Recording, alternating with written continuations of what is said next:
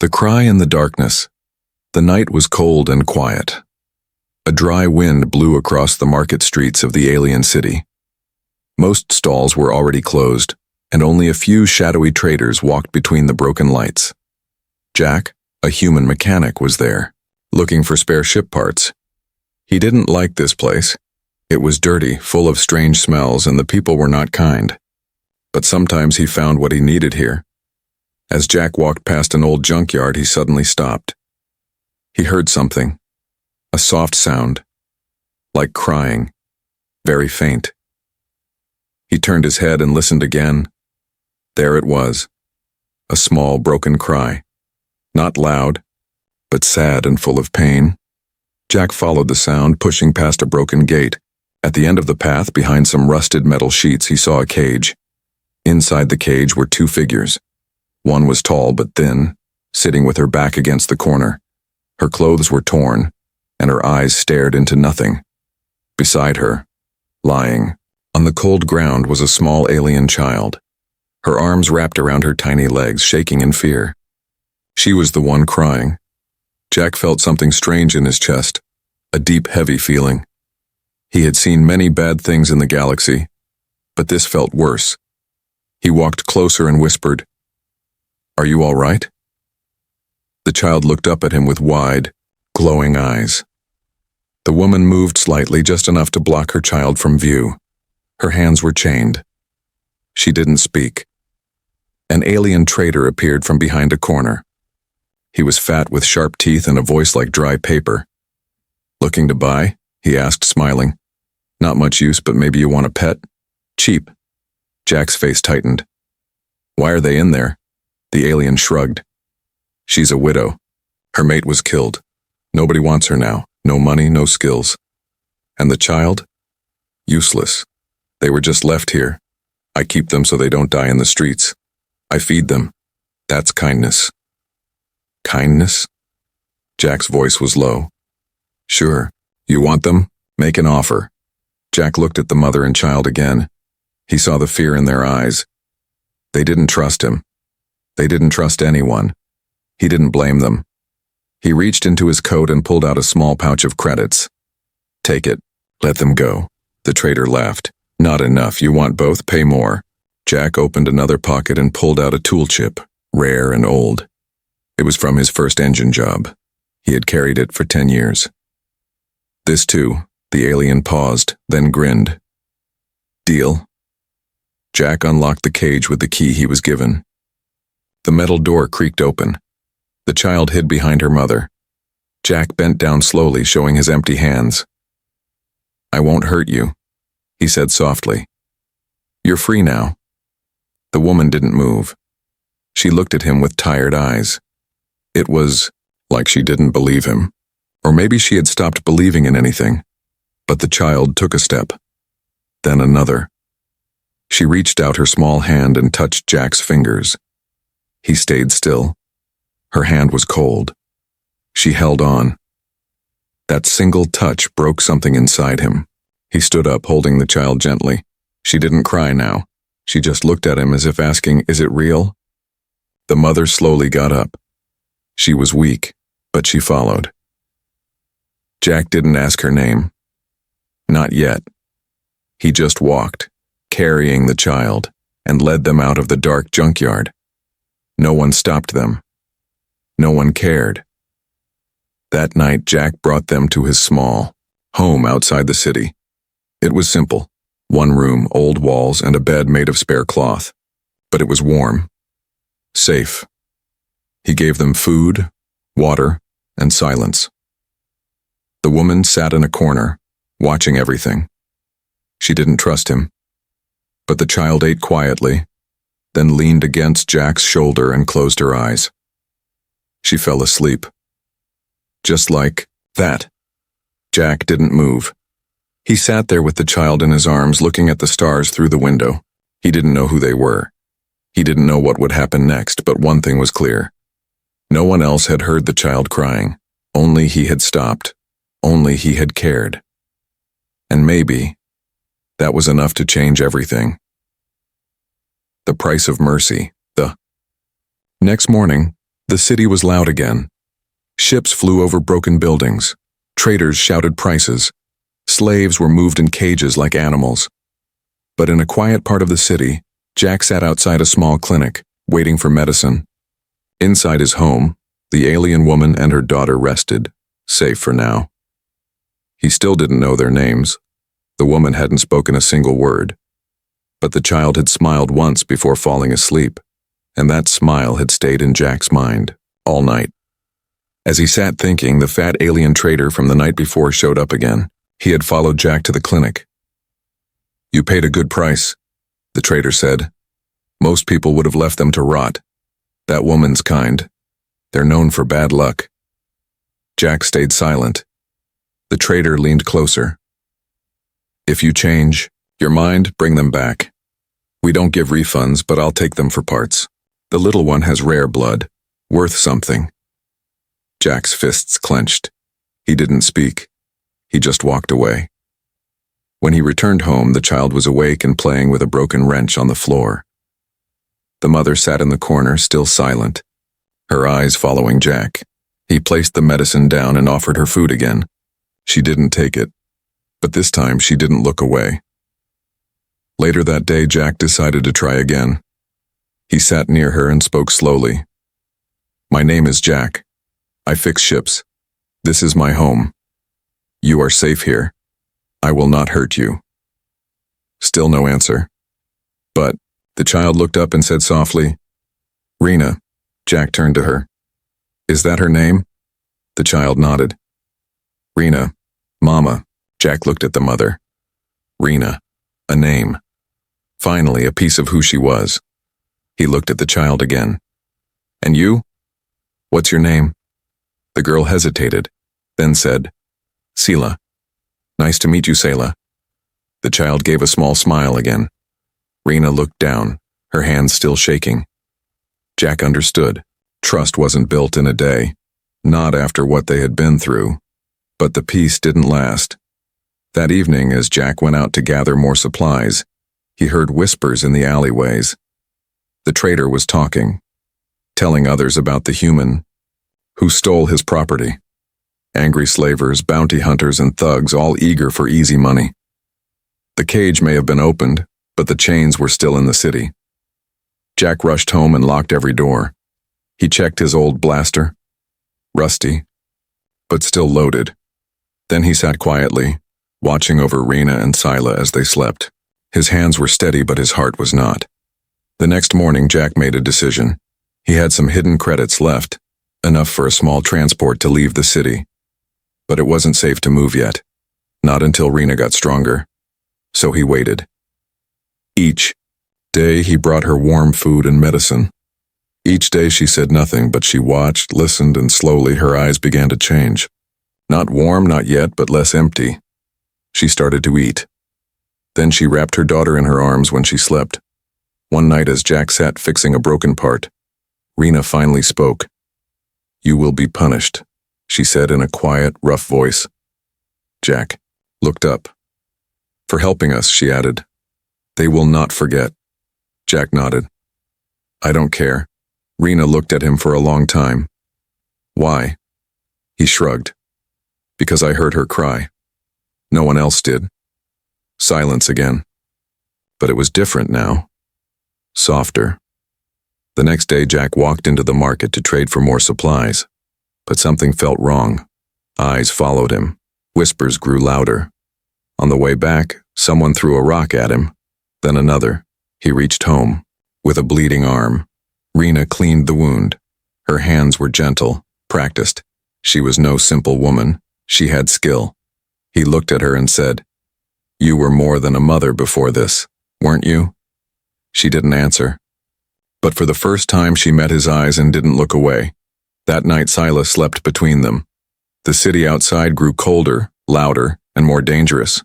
But inside that small room, something warm had started. It wasn't love. Not yet. But it was trust, a bond, and Jack knew one thing for sure: if the slavers came again, they would have to fight him first. A place to rest Jack's home was quiet, hidden on the edge of the city. The walls were made of old metal sheets and broken ship parts. It wasn't much, But for Rena and Sila, it was better than a cage. It was the first place where they could sleep without chains. Every morning, Jack cooked a simple meal. He didn't speak much, but he always gave the biggest share to Sila. She had stopped crying now. Instead, she followed Jack around, watching him fix things. Sometimes she smiled. Sometimes she asked questions. She liked the sound of his voice. It was calm, safe. Rena stayed silent most of the time. She watched her daughter carefully. Her eyes never left Sila for long, but slowly she started helping. She cleaned dishes. She folded the blankets. She picked herbs from the alley behind the house. Jack noticed everything, but he didn't push. He knew trust had to grow like a seed, slow and careful. Every time she helped, he just nodded and said, "Thank you." Nothing more. One afternoon, while Jack was fixing a broken fan, Sila asked, "Why do you live alone?" Jack paused. He looked at the small girl and gave a half smile. "Because I never found a reason not to." Sila tilted her head. "Now you have one?" Jack looked at her, then at Rena sitting in the corner, peeling fruit. He didn't answer. But something in his eyes changed. Later that evening, while Rena helped Sila wash up, Jack sat outside under the sky. He looked at the stars. In his heart, he knew this peace wouldn't last. The slavers were still out there. And if they found out where Rena and Sila were hiding, they would come back. He remembered the slaver's words. "She has rare blood." The child, too. They wouldn't stop until they took them back, or worse. That night, as they all sat around a small heater, Jack finally asked, "What did they want from you, Rena?" She looked up, surprised. Then she looked down again. "My blood," she said quietly. "My people have strong healing genes. Some want to use it for experiments." Jack felt cold. "And the child?" "She has it too," Rena said. "They think she's worth more alive than I am." Jack clenched his hands. "They won't take her. I won't let them." Rena looked at him, eyes wide. "Why would you risk your life for us?" Jack didn't answer right away. Then he said, "Because someone should have helped you a long time ago, and no one did. So now I will." The room was silent. Sila leaned against her mother and whispered, "I want to stay here forever."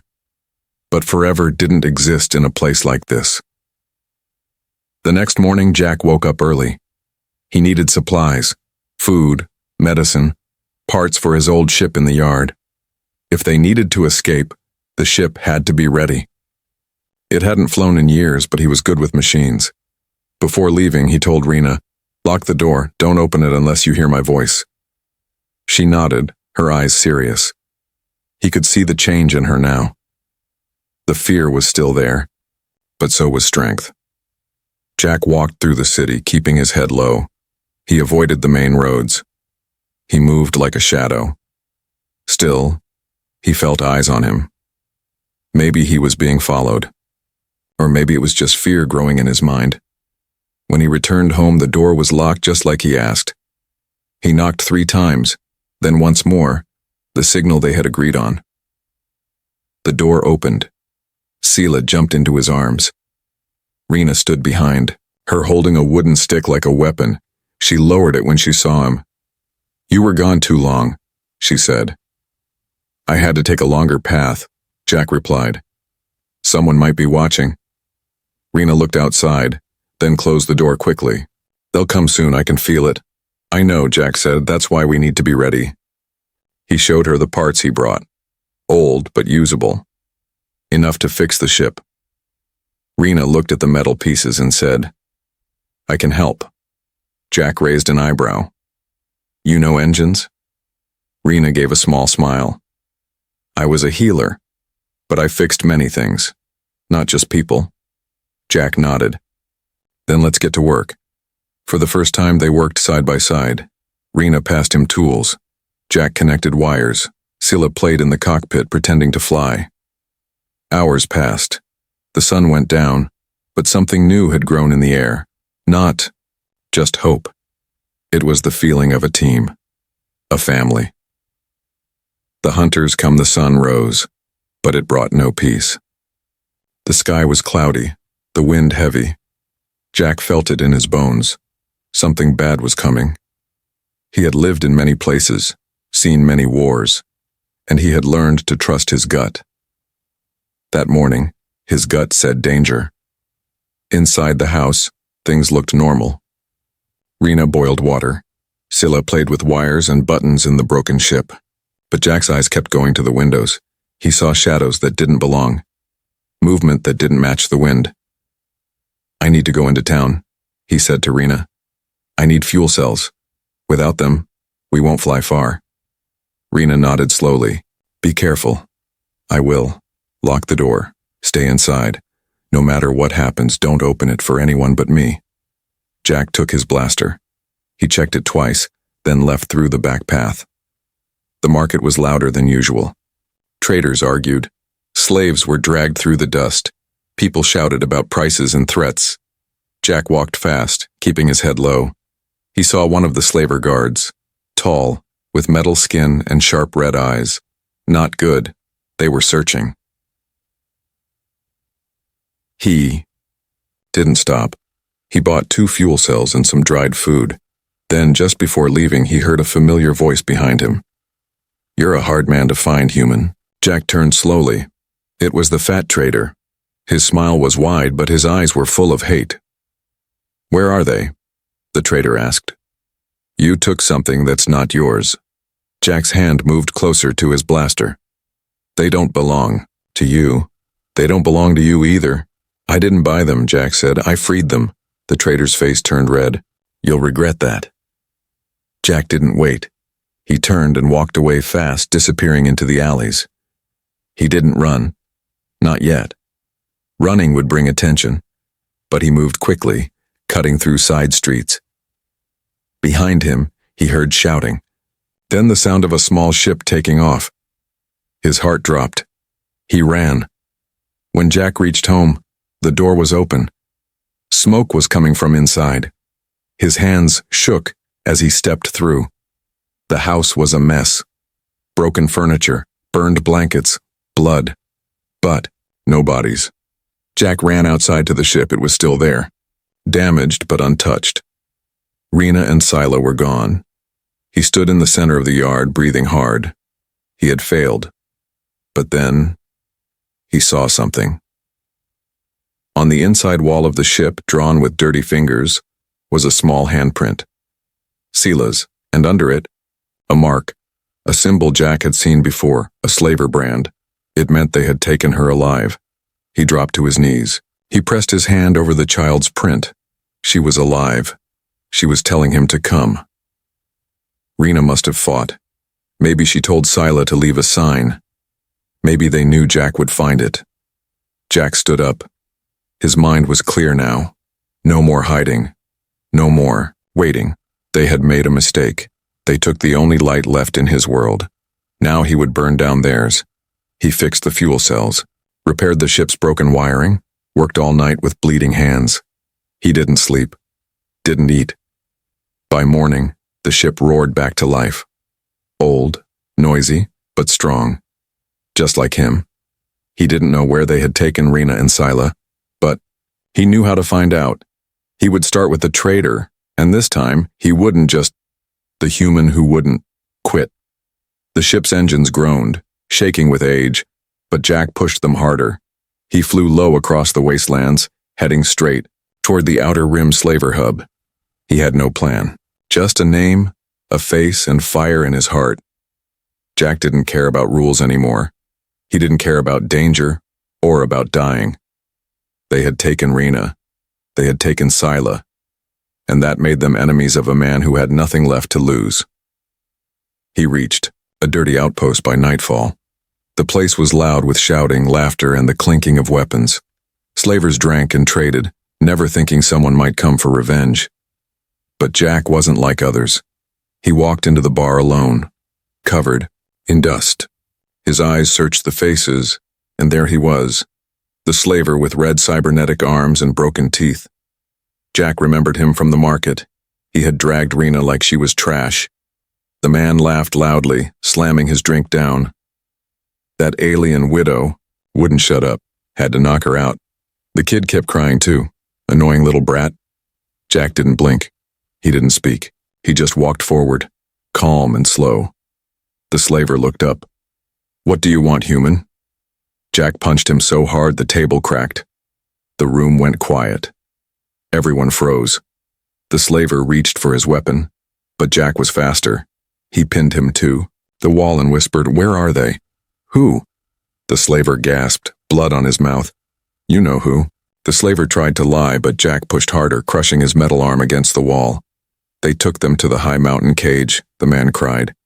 "New buyer wanted the widow alive. Said she had healing blood," said the child. "Was special." Jack let go. The man dropped like a sack of trash. He didn't kill him. That would have been too easy. Jack left the bar and flew off again, heading for the mountains. Hours passed. The wind howled, and storms covered the sky, but Jack didn't stop. He didn't sleep. He didn't rest. The pain in his chest wasn't from the cold, it was from Sila's last smile. From Rena's last look of silent trust. He couldn't fail them. Not now.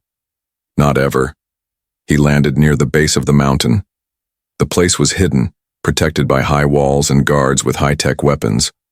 A normal man wouldn't even get close.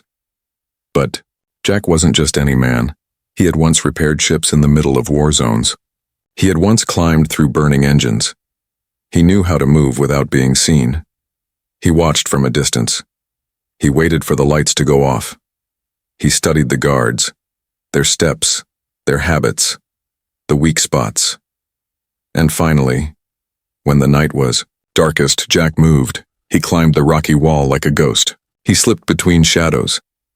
Every step was quiet, every breath controlled. Inside the compound he saw them. Rena was chained again, bruised but alive. Sila was in a cage beside her, crying softly. Jack's heart ached, but he didn't rush. He counted the guards. 5 outside, 3 inside, cameras, 1 high-tower sniper. He needed to break the power. He found the generator behind a storage shed. It was old tech, Jack's favorite kind. He placed a small overload chip, waited, and boom, the lights went out, shouts echoed. Panic spread, and Jack ran. He took down the first guard with a strike to the throat. The second didn't even see him coming. Inside, alarms rang. Red lights flashed. Jack reached the cage. Rena looked up, eyes wide with disbelief. He shot the lock. The door flew open. Rena grabbed Sila, holding her tight. "Can you run?" Jack asked. Rena nodded. "Always." Together they ran through fire, through smoke, through bullets. Jack led the way. Rena carried her daughter. A final guard blocked the exit. Jack didn't stop. He hit the man full force. The guard fell. Outside the ship waited. Old, loud, but still ready. Jack lifted Sila inside, then helped Rena. He jumped in last, started the engine, and behind them the mountain compound exploded. They didn't look back. They had no reason to, because forward was freedom. Forward was family. The cage breaker, the sky behind them burned red as the compound exploded. Jack didn't cheer, he didn't smile. He only held the controls tighter. The ship was old, shaking with every move, but it was flying, and that was enough. Rena sat behind him, holding Sila close. The child was quiet, eyes wide, heart still racing from the escape. They had broken out of the cage, but freedom was not safe. The slavers were angry now. Not just one group, many.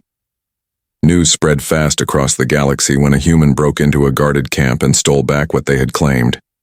And what made them furious wasn't just the loss. It was the insult. A single man had humiliated them. Now they wanted blood. Jack knew it. He could feel it in the air. That's why he didn't stop. He guided the ship through asteroid paths and radio silence zones, hiding their signal. He avoided all major routes. They needed rest, but rest would have to wait. Inside the ship, Sila finally fell asleep in Rena's arms. Rena looked different now, tired, yes, but stronger. The fear in her eyes had changed into something sharp. She wasn't running anymore. She was ready to fight. Jack looked back at them. "They won't stop," he said. "I know," Rena replied. "They'll send hunters, bounty ships, maybe even war cruisers. Then we keep moving." Jack nodded. "I have a place, old outpost, dead zone. No one goes there unless they want to stay forgotten." "How far?" "2 jumps. Maybe 3 if the engines hold." They didn't speak after that. Words weren't needed anymore. But as the ship moved through dark space, something went wrong. A red light blinked. A warning siren buzzed. Jack's heart dropped. He checked the screen. Tracking beacon, someone had found them. "Hold on," he shouted. The ship spun as he tried to shake the signal. Behind them, a black dot appeared on the radar. Fast, armed, coming straight for them, the bounty hunter. Jack turned the ship sharply, flying into a debris field. Metal pieces spun around them, broken satellites and ship bones. The perfect place to hide or crash. "Get to the back and strap in," Jack shouted. Rena held Scylla tighter and moved quickly. She didn't ask questions. She trusted him now. Their enemy ship fired. A blast hit their side. Sparks flew. The ship spun, alarm screaming. Jack gritted his teeth and pulled hard on the controls. He remembered this feeling, this kind of flying. Years ago in battles he tried to forget. The past was back, but this time he had something worth protecting. Jack guided the ship through a narrow metal gap, dodging wreckage and enemy fire. The hunter stayed close, chasing like a shadow. Another blast hit. Fire burst from one engine. Jack shouted, "Engine 2's dead." Rena's voice came from behind. "I can patch it." Jack didn't have time to question. He focused on flying. Rena grabbed tools and started working fast. Her hands moved like they remembered. She connected wires, cooled circuits, and sealed leaks. Jack saw the power level jump. Engine 2 lit up again. "Good work," he yelled. The hunter ship fired again, missed by inches. Jack saw something ahead, a dead cruiser floating in space. Hollow inside. Big enough to hide a small ship for a few seconds. He made a choice. He flew straight into the broken cruiser's mouth. Inside, it was dark and silent. Jack cut the engine. The ship drifted. They waited. 1 second. 2. 5. The enemy ship passed by, searching. Jack whispered, "Now!" He turned the ship and shot out the other end, full speed. The hunter saw too late. Jack opened the last booster, one he had saved for emergencies. The ship roared and vanished into hyperspace. Silence returned. They were safe. For now. Jack sat back in the pilot's chair, breathing hard. Rena came forward, her face dirty with smoke, hands shaking but proud. "You fly like a madman," she said. Jack smiled faintly. "Only when I care." She looked at him for a moment. "You care now?" He didn't answer. But his eyes said enough. Behind them, Scylla slept peacefully. No more cages, no more chains, only stars ahead, and a future still unwritten. The fire and the family. The stars stretched across the window like rivers of light. Inside the ship, silence rested like a soft blanket. Jack stood near the console, tired but alert. Every part of his body ached, but he didn't care. Rena was safe. Scylla was safe. That was enough. He glanced back. Scylla slept curled up in a blanket, her tiny hand wrapped around an old tool Jack had given her. Rena sat close, watching her daughter, her face quiet, calm. Jack had never seen that expression on her before. Peace. It was the first time he had seen Rena without fear in her eyes. They had made it out, escaped the cages, escaped the slavers. But Jack knew it wasn't over. They were floating through wild space now, running on weak engines and luck. Their trail was cold, for now. But the galaxy had a long memory. Jack walked over to a dusty storage panel and opened it. Inside was an old metal card. He handed it to Rena. "What's this?" she asked. Coordinates, Jack said. An old outpost. Desert planet. I used to fix ships there. No cities, no slaves, no war, just sand, silence, and peace. Rena looked at the card, then at Jack. Is it safe? No place is safe forever, he said. But it's a place to start. She nodded slowly. They entered the code together and set the course. The ship hummed, lights flickering as the jump engines powered up. A few hours later they landed. The planet was dry, the sky orange with twin suns. Old ruins stood, like bones in the sand. Jack led them into an old bunker, half buried but strong. Inside, the air was clean. The rooms were empty but full of silence. It felt like a new world. They cleaned the space together. Jack fixed the power. Rena gathered supplies. Scylla laughed for the first time. Really laughed. She chased light from the cracked window like it was a game. One night they sat together around a warm heater. Jack cooked. Rena told stories of her home planet. Before the war, before the pain. Scylla leaned against Jack's arm, sleepy but smiling. That's when Rena said it. You gave us back our lives. Jack didn't know what to say. He looked at the child beside him, then back at Rena. I didn't do it alone. Rena reached over and touched his hand. You could have walked away, she said. No one would have blamed you. Jack looked into her eyes. But I didn't. No, she whispered. You didn't. Outside, the wind howled. But inside, the air was warm. Days passed, then weeks. They built a small garden using desert plants. Rena began healing again. Small creatures, injured travelers, even sick machines. She found peace in helping others. Jack fixed the old radio, not to call for rescue, but to listen, to make sure the slavers didn't come near again. And Scylla grew stronger, braver. She ran across the sand like she owned the planet. Sometimes she called Jack Papa. The first time she said it, Jack froze, but then he smiled. He didn't correct her. One evening, as they watched the sun set, Rena sat beside Jack and said, We were left in a cage, like animals, forgotten.